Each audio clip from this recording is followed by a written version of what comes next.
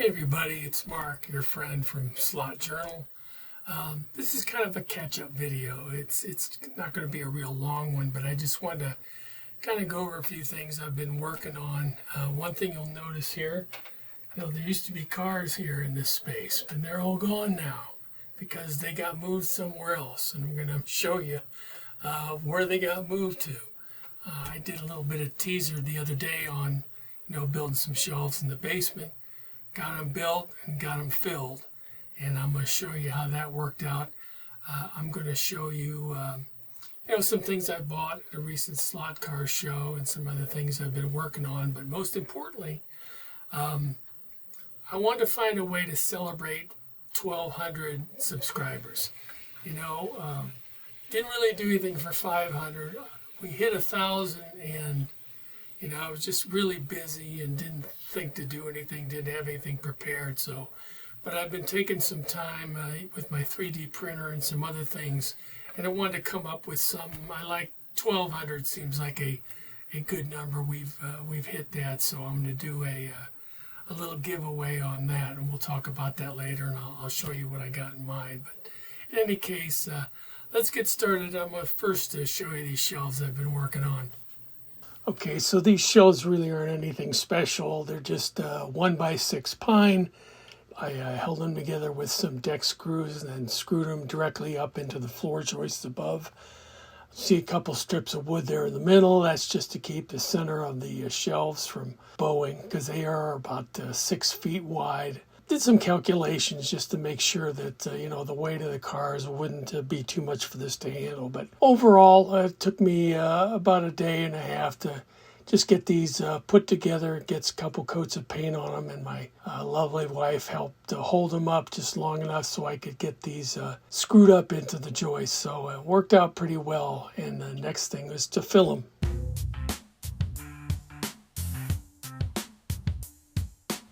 So this is everything I could get on the shelves. As I've mentioned before, all I pretty much collect and run are endurance racing cars, whether it's classic Le Mans going back to like the early mid-60s, through the 70s, Group C period, and everything up to the current hypercars.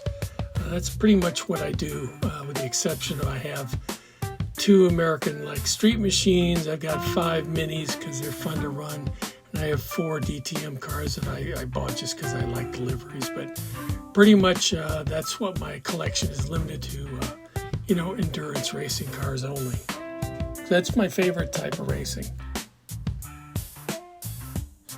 So I had a desk here next to the track, and I had already loaded that up with a lot of the Carrera and some Ninco and the larger boxes that I had.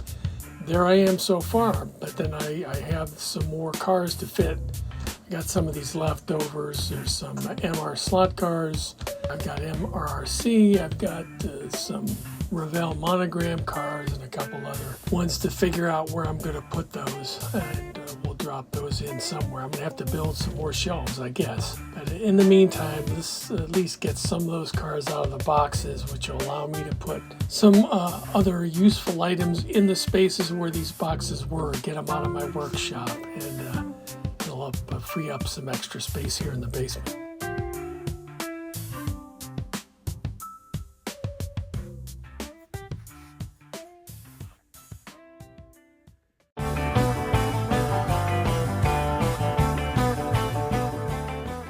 And then I did want to highlight a couple of the things I picked up at the, it's formerly the Cleveland Slot Car Show. It's in Beloit, Ohio, that I attended. A really fun show. Mostly it's HO, but again, there's a lot of some good 132 scale buys there, which I have been able to take advantage of for the last few shows. But I found some good ones. A couple of the used cars I got, and when I say used, I mean these cars are, upon inspection, have had very little use. For my cars, I like to get a running mate for a car, especially if it's from 2 different manufacturers.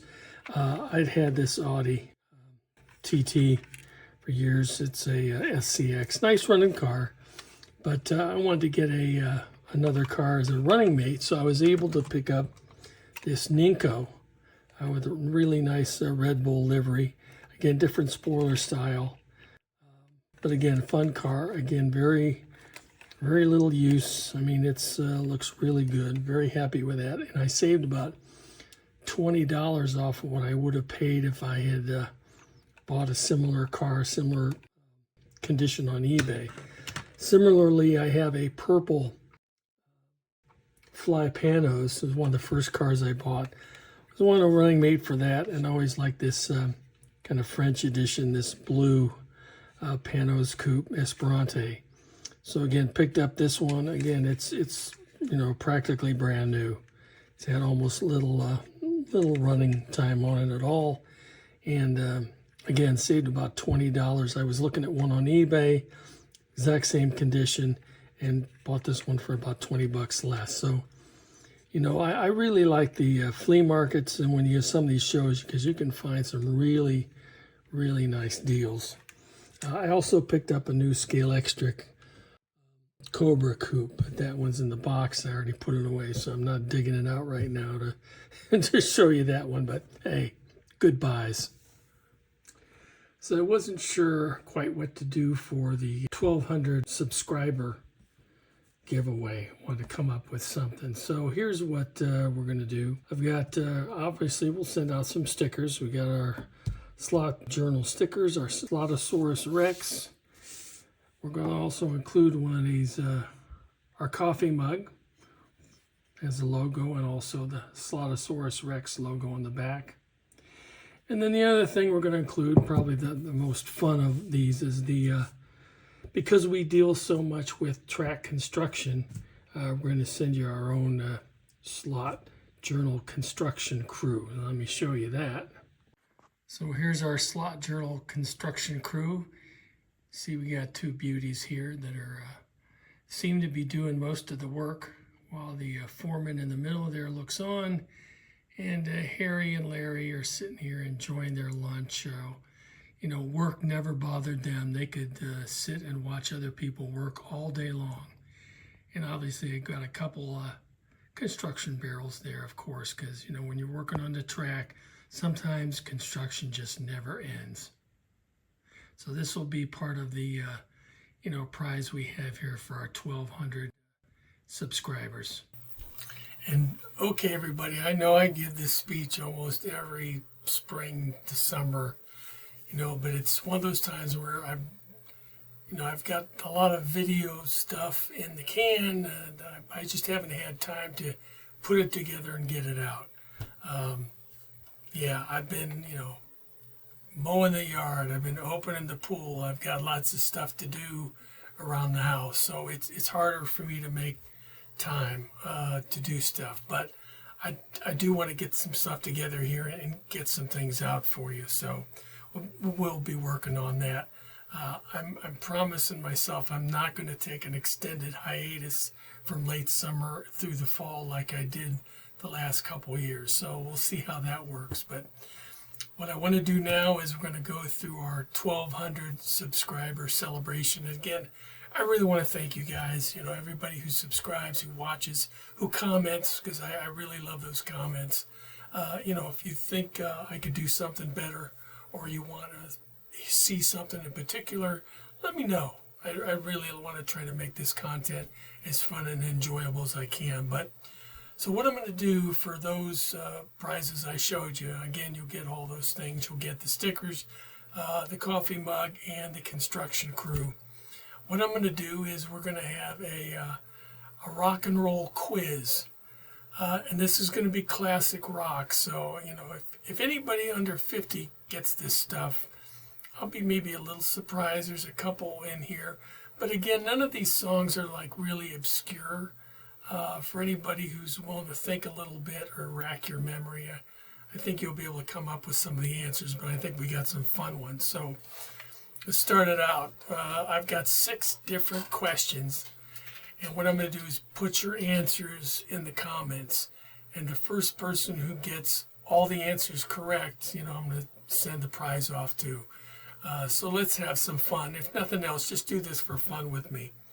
So the first question is going to be,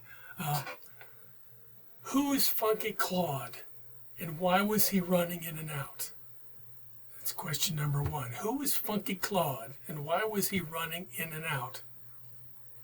You can mention the band, the song, or just give us the answer. You should, have that in both. Okay, question number 2. What were the color of the curtains in the white room? What were the color of the curtains in the white room? That's number 2.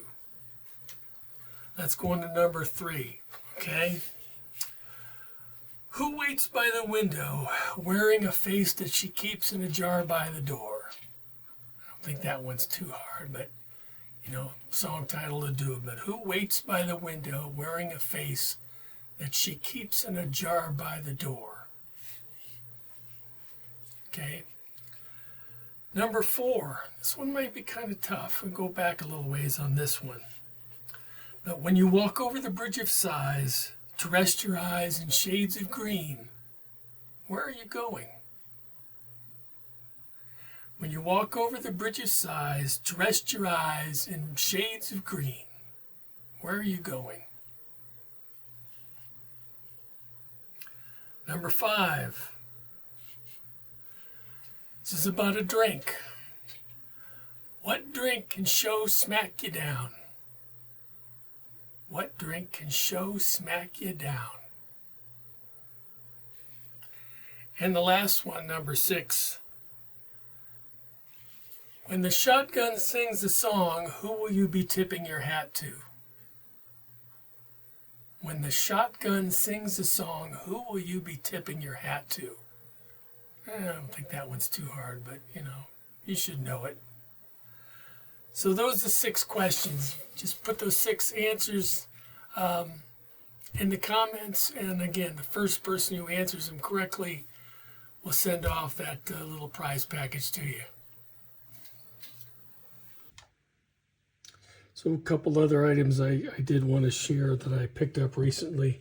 I had been using this standard Parma 45 ohm controller for years, and it's provided good service. I really liked it, but I wanted to get an upgrade because should I ever do any club racing or anything, I wanted something I can adjust to the cars and to the track and just have a little more control. So to do that, I picked up a DeFalco.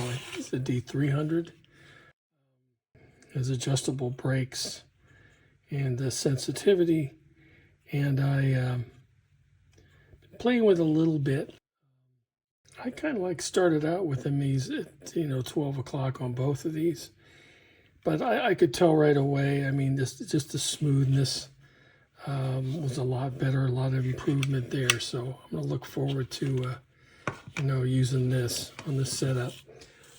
The other thing I picked up was from the Bianchi Specialties on eBay. They've got a really nice Magnaforce scale because a lot of the cars I run on the home track here are mostly have the magnets in them. I run my cars dead stock for the most part, so I don't have to spend a lot of money on upgrades and doing a lot of other stuff trying to get them to run good. And this has been very helpful, really easy to use, really nice accurate measurements. It's really simple. You just put in, and it actually measures like a negative, how much it's pulling up on the scale.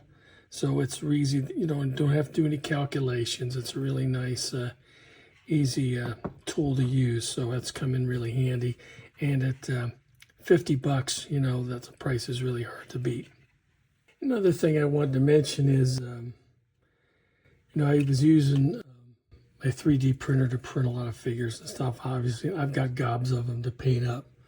But one thing I've turned to, I was watching Shotgun Dave's doing a live there. Dave was talking about 3D printing a lot.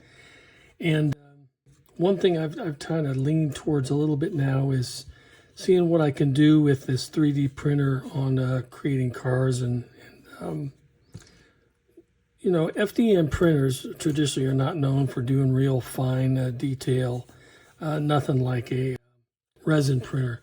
But I have to say, and I've got another body I've done, I feel like I can get within striking distance with a little bit of work and some filler. I mean, it might take some work to get this really looking the way I want it. This is actually a Toyota.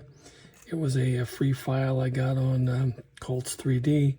There's also a, this is going to get a wing on it. I just have to connect it. It's a high wing version, but I feel I can get within striking distance with these things. It's going to take some work, but I think I can get it smooth enough and finished well enough that with a coat of paint on it, I might have a pretty decent car by the time all is said and done. So I'm looking forward to, making some of the cars that I really want, the cars that, none of the manufacturers make.